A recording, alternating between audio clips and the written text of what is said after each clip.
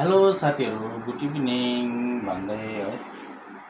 आज चाहिँ मेरो घरभित्रको फ्लावर पट देखाइदिनु पऱ्यो र यो चाहिँ भन्छ हामीले स्नेक प्लान्ट र हामीले घरभित्र राख्दाखेरि राम्रो हो भनेर भन्छ र यसको हाम्रो लोछौँ भाषाबाट चाहिँ भनिन्छ बागेश्वरी र यसको बेनिफिट चाहिँ के छ त्यति साह्रो थाहा भएन र साथीहरूलाई थाहा छ भने कमेन्ट गर्नुहोस् पनि।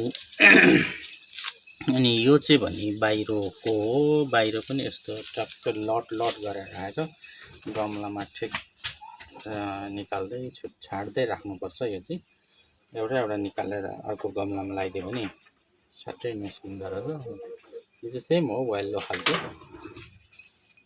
यो चाहिँ भने ग्रीन हो, ग्रीन स्नेक प्लान्ट। यो चाहिँ नर्मल सबै ठाउँमा देख्ने हो।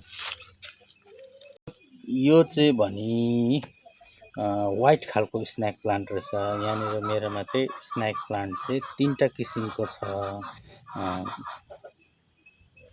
यो चाहिँ वाइट छ रहेछ। अब यसबाट पनि यहाँबाट सबै आउँदैछ। यो पनि अलिक दिनमा ठुलो भइहाल्छ।